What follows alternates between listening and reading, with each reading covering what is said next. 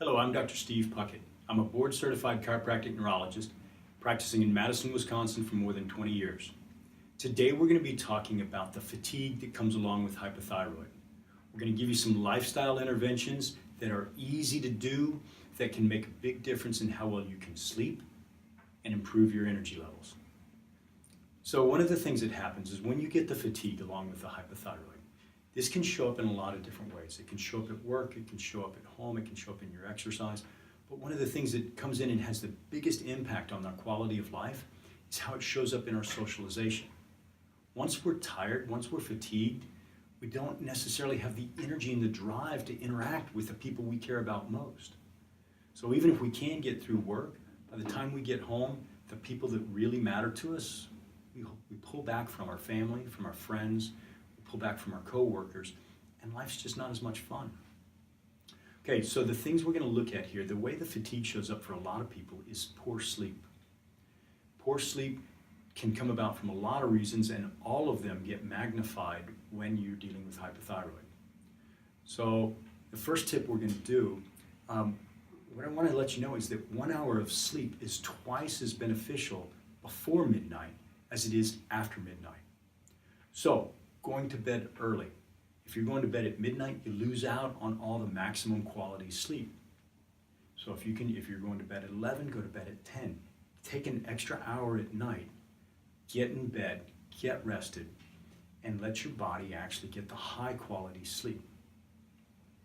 So to make that easier for you to do, a lot of us are attached to watching our electronics late at night, and we just watch them until bedtime. This is how we kind of zombie out. Right? The problem with that is that the electronics, the TV screens, the computer screens, the iPhones, those all blast blue light into our faces.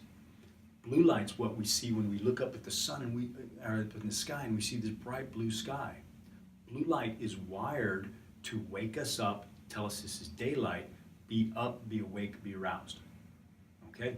If you want to get your own circadian rhythm back into effect, get rid of the blue light. Let your body know it's bedtime. It's winter now. The sun's gone by 5 o'clock. If our brain's still getting daylight light until 9 or 10 or midnight, it's going to wreak havoc with us. So there's several things you can do. The best one is to turn off your screens 2 hours before you're trying to go to bed. Absolutely best by far. Okay? I've got teenagers and they won't listen to that.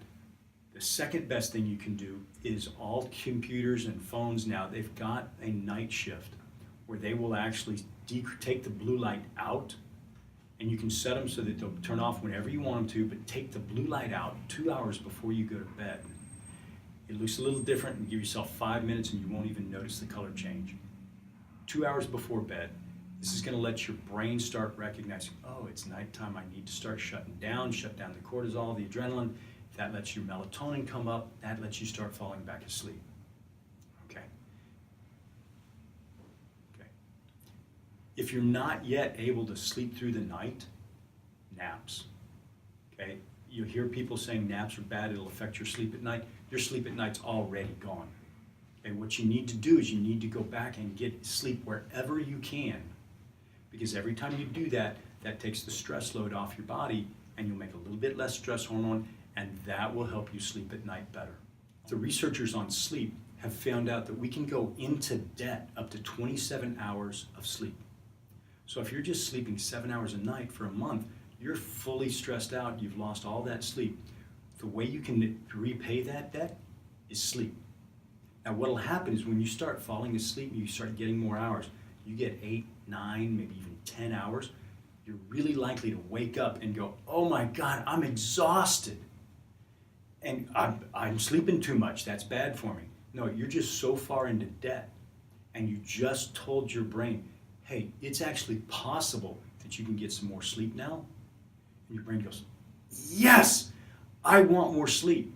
And the way it tells you that is you're really tired, go to bed. And that feeling is your brain going, that's exactly what I want, give me more. Now I promise you, if you sleep 9 hours a night for 2 weeks, that fatigue is going to be gone. You sleep 9 hours a night for 1 month, you're going to be a totally new person. Okay, Now, I hope you've enjoyed this video and that you've learned something about your health. If you found value from this, share this with someone else where this could help them. Thanks a lot.